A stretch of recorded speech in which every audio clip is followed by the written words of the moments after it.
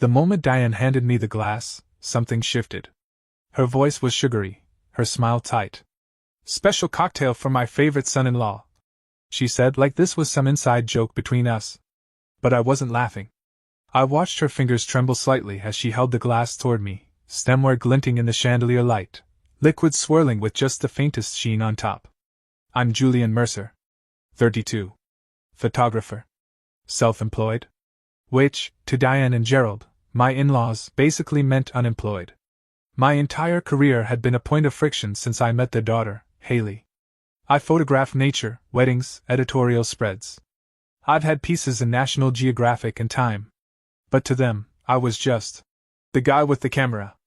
That night was Diane's birthday dinner. I had just gotten back from a week-long assignment in Montana, trudging through snow, risking frostbite, capturing bison in the wild for a feature piece. My cheeks were still raw from windburn, but Haley begged me to attend. "Just a couple of hours," she promised. So I came. I smiled. I complimented the table settings. I played the part of the polite son-in-law while Gerald recited market figures like gospel and Diane obsessed over napkin folds. Until I offered to help bring out dessert and found her in the kitchen, hunched over 2 separate glasses of sangria, 2 that didn't match the rest. I watched as she tilted a small vial and emptied a few clear drops into one of them. She jumped when she saw me. "Oh, I was just putting the finishing touches." Her voice was too bright, too rehearsed. "This one's for you." My mouth went dry. My instincts kicked in, faster than fear. "Let me help you carry these," I said, grabbing both glasses before she could object. Back at the table, I placed the tampered one in front of Gerald. "Sangria, sir," I said casually. "I didn't drink mine." I said I preferred water. 45 minutes later, Gerald was pale, sweating, stumbling toward the bathroom. His retching echoed through the hallway. Diane froze. Her face went white as porcelain. Her eyes locked onto mine across the table, and in that silent moment, we both knew exactly what had just happened. I didn't say a word. I didn't flinch. I just took a slow bite of chocolate cake while Haley stood up in alarm, rushing to her father's side. They thought I was just a photographer. They thought I was disposable. But what they didn't know was, I watch. I wait. And I remember everything. Because they didn't just want my help. They expected my sacrifice. I didn't sleep that night. Not even a little. I lay beside Haley, listening to her soft breathing in the dark, my eyes fixed on the ceiling as that moment in the kitchen replayed over and over again in my mind. The vial. The glass. Her fake smile. Gerald's collapse. Diane's expression when she realized I knew. I didn't tell Haley. I couldn't. Not yet. She had always loved her parents, even when they made her feel small. Even when they subtly, or not so subtly, undermined her marriage to me. I had learned early on to stay quiet around them, to smile through the disrespect, to hold my tongue when Gerald called my career adorable, or Diane introduced me to strangers as Haley's creative phase. And every time, Haley would squeeze my hand under the table, a silent apology. But that night, something changed. Something fundamental cracked. The next morning, I carefully poured the rest of the untouched sangria, the one meant for me, into a sealed glass bottle.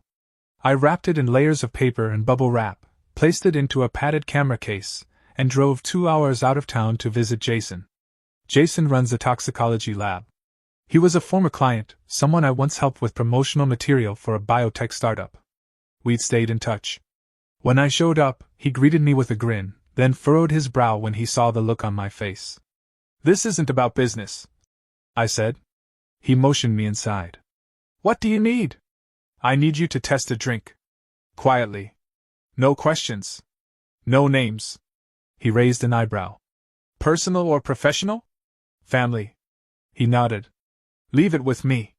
I'll call you in a few days." Back home, I buried myself in work. I edited photos until my fingers cramped. I stayed up late under the blue light of my monitor, scrolling through frames of bison in snowfall, trying to pretend the world was still logical. But I kept coming back to the same question: why would she do it? On the 3rd day, Jason called. "There were benzos in the drink," he said. "Not lethal, but strong enough to knock someone out for several hours. Maybe cause memory loss if taken with alcohol." I didn't respond. "Julian," he said carefully. Where did you get this? Thanks, Jason. That's all I needed. I hung up and sat there in silence, staring at the wall of my studio. My chest felt hollow. It wasn't just suspicion anymore. It was real. Chemical. Documented. My mother-in-law had drugged my drink. And I still hadn't told my wife. I wanted to believe it was a mistake, that Diane had mixed up glasses, that maybe it wasn't meant for me.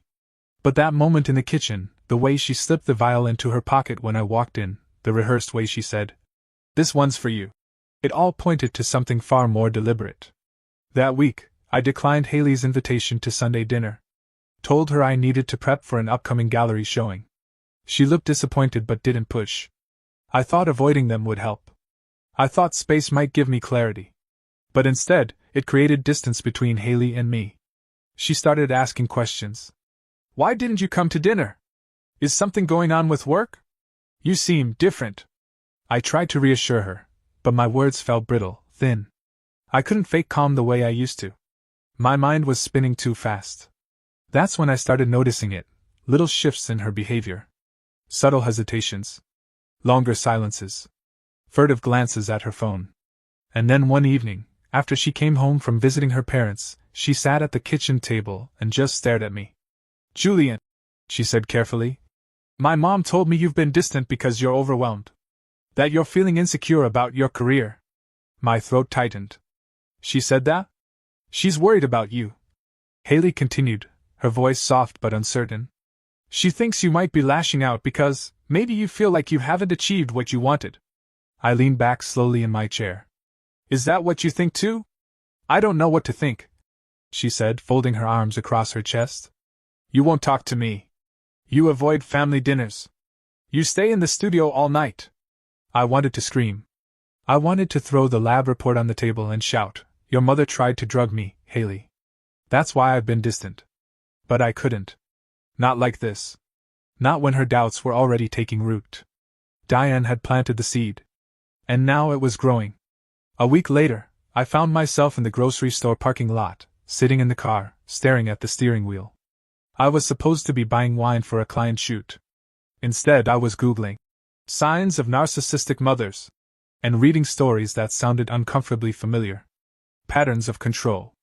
Passive-aggressive manipulation. Undermining a child's partner to reassert dominance. Gaslighting. Isolation.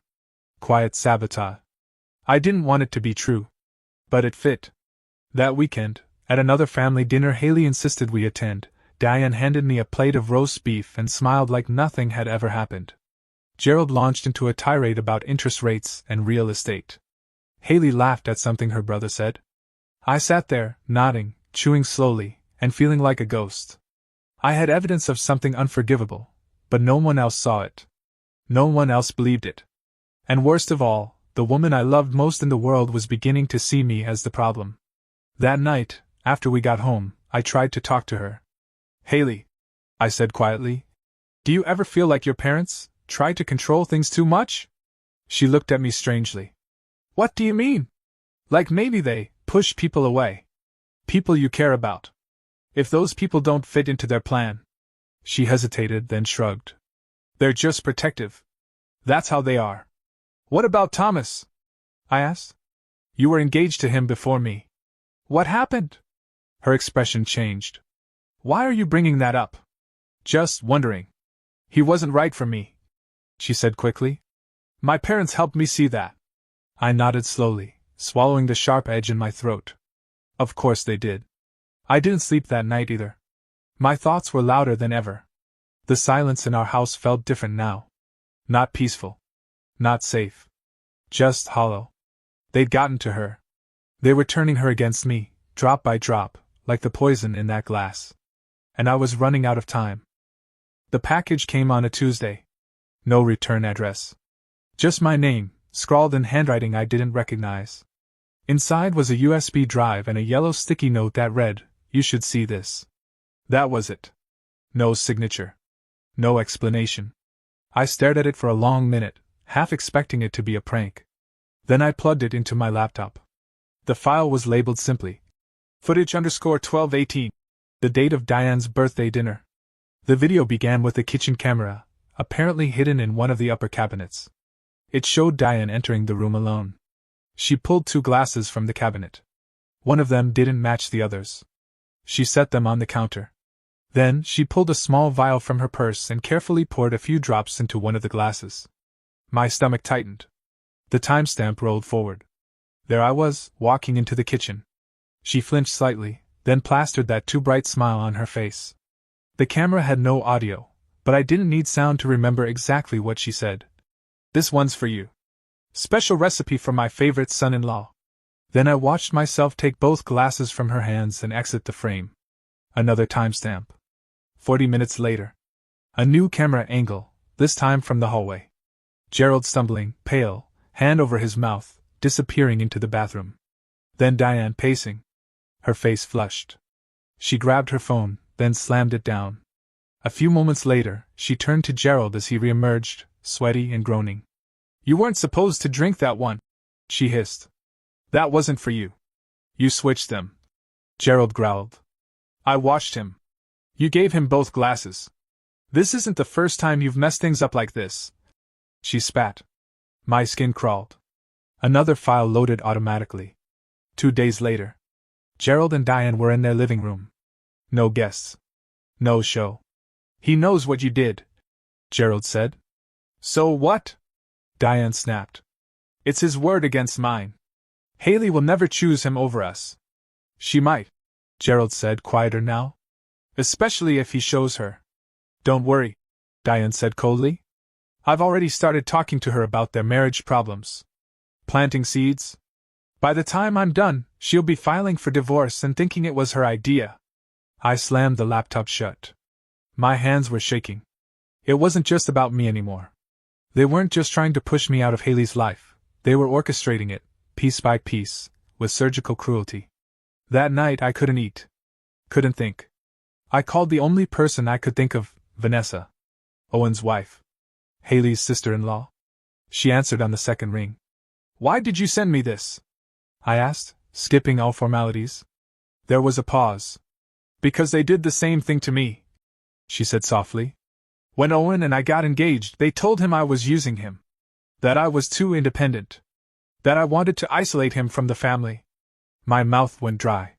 They tried for 2 years to break us up, she continued. They said I was unstable. Manipulative. Diane even sent Owen fake messages she claimed were from my ex. It almost worked. Why didn't you say anything? I did. He didn't believe me. Not until it was almost too late. She took a breath. I couldn't watch them do it again. Not to you. I thanked her. Hung up. Then I stared at the wall for a very long time. This wasn't just a family drama. This was a pattern. A calculated method of destroying anything, or anyone, that threatened their control. Over the next week, I became a man on a mission. I started reaching out to people. Quietly. Carefully. Haley's old friends who had vanished from her life. Her college roommate Bethany. Old boyfriends she'd mentioned in passing, especially one name that kept surfacing, Thomas. It took a few messages, a few favors, but eventually, Thomas agreed to talk. We met at a quiet coffee shop on the edge of town. He was polite but guarded. I explained everything, the drink, the footage, the history. When I finished, he sat back, blew out a slow breath. They did the same thing to me, he said. I blinked. What? They made it look like I cheated. Diane sent Haley pictures, doctored I think, of me with another woman. Said she had a private investigator. I tried to explain, but Haley was furious. She blocked me. Never answered my calls again. He reached into his coat pocket and slid over a folder. Here. Emails. Texts. Proof I tried to reach out. She wouldn't listen. I took the folder and stared at it. One more piece of the puzzle. Over the next 2 weeks, I built my case like a detective. I compiled Vanessa's footage. Jason's toxicology report. Thomas's evidence. Messages. Voicemails. A spreadsheet of Diane's overlapping prescriptions. Everything. I backed it up on 3 drives and a cloud server. Then I planned the trap. I invited Owen and Vanessa over for dinner. Haley thought it was just a casual catch-up. She made lasagna. We lit candles. It looked normal. Until dessert. I pulled out my laptop, connected it to the TV. There's something you both need to see, I said. The room fell silent. The first clip played, the footage of Diane in the kitchen. Then Gerald falling ill. Then their conversation afterward. Then the confrontation in the living room. Haley's hand went to her mouth. Vanessa didn't speak. She just squeezed Owen's arm. Owen was pale. That can't be them, he whispered. But it was. When it was over, Haley turned to me with tears in her eyes. Why didn't you show me sooner? Because I needed you to see all of it, I said. Not just what they did to me, but what they've done to you, too. Owen stood abruptly. You edited these videos. My parents wouldn't do this. They did it to us, Vanessa said quietly. Why do you think they suddenly accepted me after James was born? Because a grandchild meant they had leverage. Owen looked stunned. Haley didn't say a word that night. She just went to bed early, curled up on her side, facing the wall. But the next morning, she placed her hand on my chest as I woke up and whispered, I believe you. It was the first time in weeks I could breathe. That afternoon, her phone rang. Diane. Haley answered, put her on speaker. Darling, Diane said in her usual honey tone. Your father and I were thinking, maybe it's time you came home for a while. Space can bring clarity. Haley looked at me. I've seen the videos, she said calmly. There was a pause on the other end. What videos? The security footage. The drug drink. The conversations. Another pause. Then, Haley, whatever he's shown you has been doctored. Julian has always been jealous of us. You know how he is. Haley didn't flinch. We're coming over tonight, she said. All of us. Owen, Vanessa, Julian, and me. We're going to talk about this like a family. No more lies. She hung up without waiting for a response. Then she turned to me and said, They're going to deny everything. They'll try to twist it. I nodded. She looked me in the eye. So what's our plan? And for the first time in a long time, I smiled. They've been telling stories about me for years, I said. Now it's my turn. We arrived at Diane and Gerald's house just before sunset. It was the same pristine colonial home I'd visited 100 times before, but this time, I wasn't walking in as a silent son-in-law. I wasn't here to nod politely or avoid confrontation. I was here to expose them. Haley gripped my hand as we walked up the driveway. Behind us, Owen and Vanessa followed closely. None of us spoke. The air was thick with tension, like a thunderstorm waiting to break. Gerald opened the door, a glass of wine already in hand. His smile was tight, performative. I understand there's been a misunderstanding. I didn't answer. Instead, I lifted the heavy camera bag from my shoulder and stepped inside. We'll need the living room. Diane appeared behind him, her expression stiff, guarded. This is private family business, she said sharply, eyeing the camera bag. Exactly, I said, walking past her. And I'm family. Whether you like it or not. Haley led us into the living room. I set up the tripod. Plugged in my laptop. Connected it to the flat-screen TV on their wall. Gerald and Diane watched silently, growing visibly more agitated with every movement. This isn't necessary, Diane said, trying to reclaim control.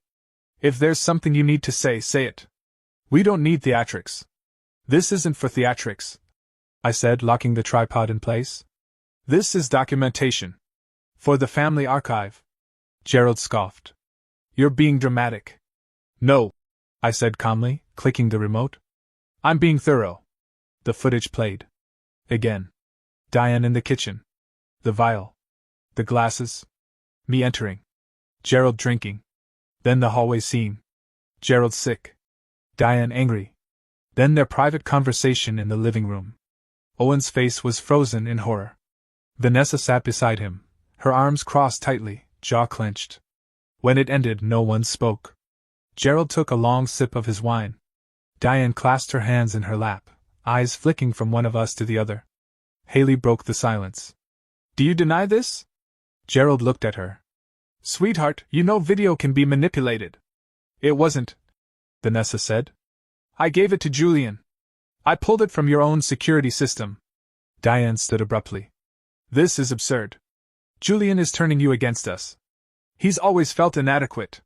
He's jealous. No, Haley interrupted. Stop. Her voice was quiet, but powerful. Controlled. You lied to me, she said. You tried to destroy my marriage. And this isn't the first time you've done it. Gerald's face darkened. Don't talk to your mother like that. I'm talking to both of you, Haley said. I talked to Thomas. I read his emails. I know what you did. Thomas was a mistake, Diane snapped. You were young. Naive. He would have ruined your life. No, Haley said, her eyes brimming with tears. You did. I stepped forward, sliding a folder onto the coffee table. This contains everything: lab reports, prescriptions, video footage, testimony from your own family. Gerald stared at it but didn't touch it. What's your endgame, Julian? He asked coldly. What do you want? An apology? Money? I want you to stop, I said. Stop manipulating. Stop lying. Stop interfering in our lives. Gerald leaned forward, his tone hardening. You think this is the first time we've had to deal with someone like you? People who attach themselves to our family for status, for leverage? You mean people Haley loves? I asked. She always comes home, Gerald said smugly. She did after Thomas. After Jason. She'll come home again. No, Haley said quietly. I won't. Diane stepped closer to her. Honey, you're confused. He's filled your head with. I'm pregnant, Haley said. The room fell silent. Diane's mouth opened, then closed. Gerald blinked.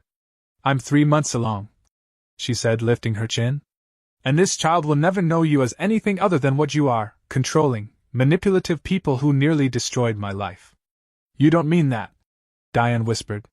I do, Haley said. You don't get to decide who I marry. Or how I live. Not anymore. Owen stood. His face was pale, his hands shaking. I defended you, he said to their parents. I said it was all fake. But you lied to me, too. You lied to all of us. Son, you don't understand. No, Owen said, his voice suddenly cold. I do. Vanessa touched his arm gently. Gerald sat back, his face unreadable now. A new calculation running behind his eyes. This will ruin us, he said. No, I said. This stays in this room. Unless you give us a reason to take it further. He nodded slowly. So you're blackmailing us. I'm offering you a choice, I said. Respect our marriage. Respect our boundaries. Or the truth gets out. Diane sank into the couch. We were trying to protect you. No, Haley said. You were trying to control me. There was nothing else to say. I packed the camera back up. We left the folder on the table. Before we walked out the door, Gerald called my name. I turned.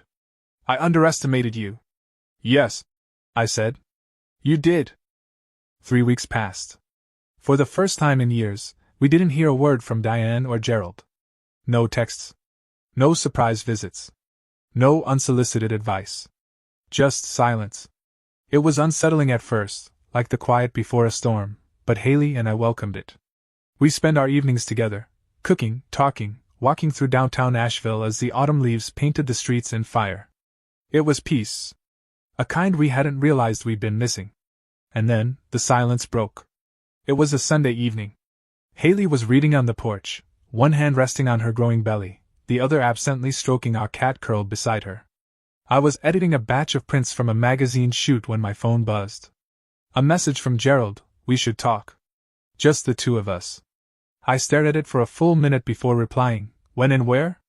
2 days later, I sat across from him at his country club. Same private room, same leather chairs, same overpriced bourbon in cut crystal glasses. He looked older somehow, less polished. Still dressed in a designer blazer, but the confidence in his posture had cracked.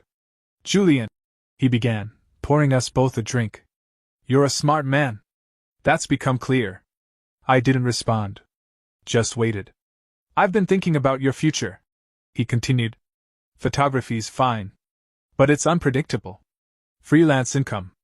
No benefits. No long-term stability. I raised an eyebrow. Is that your way of saying I should get a real job? He smiled faintly. No. It's my way of saying I'm extending an opportunity. Junior partner track. My firm. You'd start with creative strategy, branding, media relations. You'd have a team. Benefits. Real money. I let the words hang between us like the vapor from his scotch. Why? I asked. Because your family, he said smoothly. And because you proved something. You stood up for Haley. You protected her. I respect that. Truly. I set my glass down, untouched. No. He blinked. Sorry? No. I repeated. I'm not for sale, Gerald. This isn't about buying you. Yes, it is, I said calmly. It's about control. A different kind of leash. And I'm not taking it. He leaned forward, eyes narrowing. Don't be foolish. Everyone has a price. I stood. And that's exactly why you'll never understand Haley. I walked out without another word. That night, Haley told me she had news. Big news. I wanted to wait until the second trimester, she said, eyes shining. But I can't keep it in anymore. She took my hand and placed it gently on her stomach. We're having a girl. For a moment, everything else faded, Gerald, Diane, the tension, the war. It all dissolved into the soft curve of her belly, and the new heartbeat we couldn't yet hear but already loved. We decided to wait before telling anyone. But 2 days later, Haley's phone rang. Diane. Darling, she chirped. I've been thinking, perhaps you and Julian should come for dinner. A fresh start. We'd love to reconnect. As a family. Haley looked at me. I nodded. We'll come, she said. But on our terms. We arrived at their house on a crisp Saturday evening. Gerald opened the door, unusually quiet. Diane had prepared an elaborate dinner, roast duck, seasonal vegetables, homemade tart. The table was set like a magazine spread. For once, no one brought up politics or real estate. No one commented on my career. It was eerie. Controlled. After dessert, Gerald invited me into his study. I hesitated, then followed. He closed the door behind us. Look, he said, pulling a folder from the drawer. I wasn't completely honest with you the other day. Haley means everything to us. And I know we crossed a line. More than once. I said nothing. I can't undo that. But I can make amends. He slid the folder across the desk. Inside was a deed. For our house. The one we'd been renting for nearly 3 years. I stared at it. It's yours now, he said. Free and clear. No conditions. I flipped the pages, my heart pounding. And this, he added, pulling a second envelope. Trust fund. For the baby. We set it up last week. Clean, irrevocable. No ties to our accounts. No control. I looked up, stunned. Why? I asked. Because we lost, he said simply. You won. You kept Haley. And now, you'll have a child. Our grandchild. We can't fight that anymore. We shouldn't. There was no apology. But there was something else. Recognition. I'm not going to thank you, I said. This doesn't erase what you did. I know, he replied. But it's a start, I said quietly. He nodded. And for her sake, I added, stay on your side of the line. 6 months passed. Haley's belly grew round and radiant. We painted the nursery. I worked nonstop, fueled not by stress but purpose. I took on assignments I cared about. I turned down ones that didn't align with my values. Then one morning, a package arrived. It was from Gerald. No note. Inside was his firm's latest annual report. My photographs, landscapes, portraits, architectural details, were featured throughout. At the bottom of the cover was a line. Hired the best photographer I know. I didn't call him. I didn't need to. Eliza was born in summer. Full cheeks, stormy eyes, lungs that could outcry thunder. When Diane and Gerald came to the hospital, they were different. Still themselves, but contained. They brought flowers, a silver rattle, and left within the hour. No lectures. No probing questions. Just polite, strained smiles. Weeks later, we invited them for brunch. Diane held Eliza like she was fragile porcelain. Gerald asked about sleep schedules and daycare options, but in a way that felt observational, not controlling. As they left, Gerald pulled me aside. I meant what I said, he murmured. We won't interfere again. Good, I replied. Because if you do, there won't be another warning. He nodded, then got into the car. A few months later, I opened my first solo gallery downtown. The walls were lined with images from across my career: wildlife, weddings, war zones, quiet moments. Haley stood beside me, Eliza on her hip. My parents flew in from Oregon. Clients mingled. New fans arrived. The opening was a success. Toward the end of the night, Gerald and Diane arrived. Late. Quiet. Diane kissed Eliza's cheek. Gerald walked the gallery slowly, hands behind his back, nodding at each frame. When he reached me, he extended his hand. Well done. Thank you. He turned to go, then paused. You never asked for permission. You just built your life anyway. That's how I know it's mine, I said. He smiled faintly. Respect. Then he left. As Haley and I walked home under the stars, Eliza asleep in the stroller between us, she asked, Do you think they've changed? I thought for a long moment. No, I said. But they've accepted that we have. She nodded. And for the first time, we walked in silence that wasn't heavy, but free. That Christmas, Diane sent a handwritten card. We'd love to see Eliza. Come for dinner? Just the four of us. Quiet. Peaceful. Let's make new memories. Haley showed it to me with a weary smile. What do you think?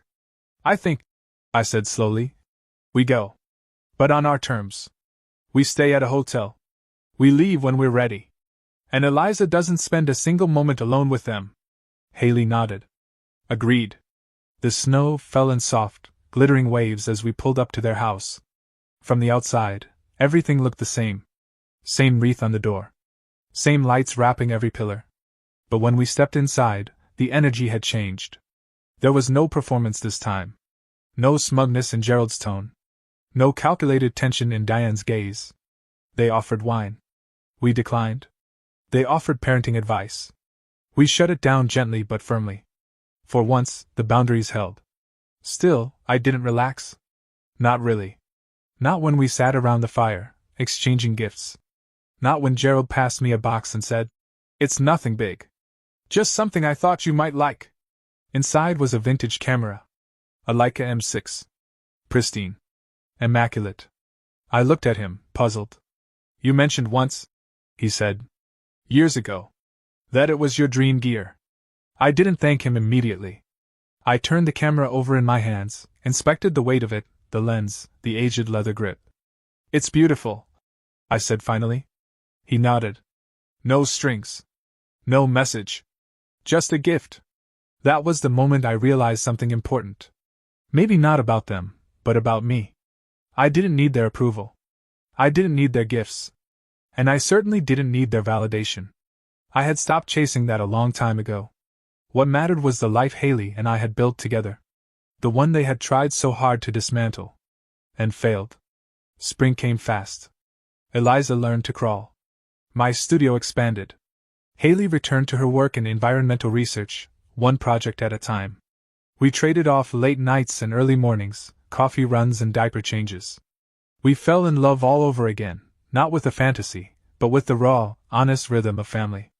And yet, every now and then, the past nudged its way in. Like the day Diane called to say she wanted to host Eliza's first birthday party. I'll cook everything, she promised. We'll invite the whole family. Make it special. Haley looked at me.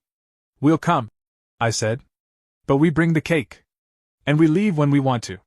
At the party, the old dynamics tried to slip through the cracks. Diane fussed over Eliza's outfit. Gerald bragged about his latest deal. A few raised eyebrows when I mentioned my latest solo exhibit in Chicago.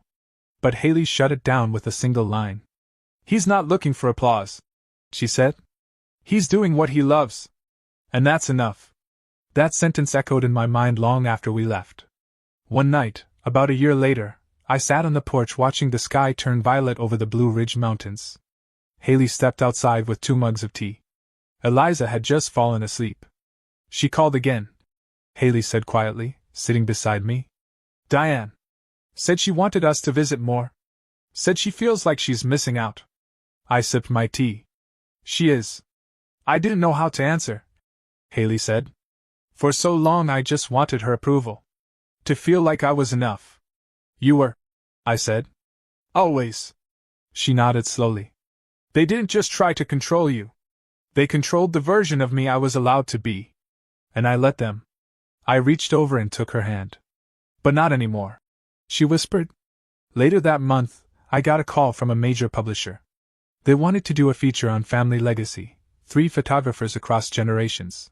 When I mentioned it to Gerald, half expecting a dismissive laugh, he surprised me.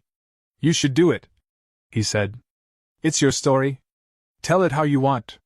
I didn't know whether it was growth or strategy. But I took it. And I told the story truthfully. About falling in love. About building something while being doubted. About navigating manipulation disguised as concern. About refusing to become what others needed me to be. When the piece was published, the photos were raw and real. A father holding his daughter. A woman standing in a storm. A man alone, camera in hand, spine straight. Eliza grew. Diane and Gerald faded into the background. Not absent, but no longer looming. They asked before visiting. They respected when we said no. They sent birthday cards without unsolicited advice. They began to act like people who had finally accepted they weren't at the center of someone else's life. And I began to trust the quiet. Not because they changed, but because we had. That summer, we took a trip to Oregon to visit my parents. Simple cabin. No Wi-Fi. No drama. Just us. One evening, as Haley and I watched Eliza collect wildflowers by the creek, she turned to me and said, "Do you think we're safe from it now?" I looked at her, this woman who had once been caught between 2 versions of herself.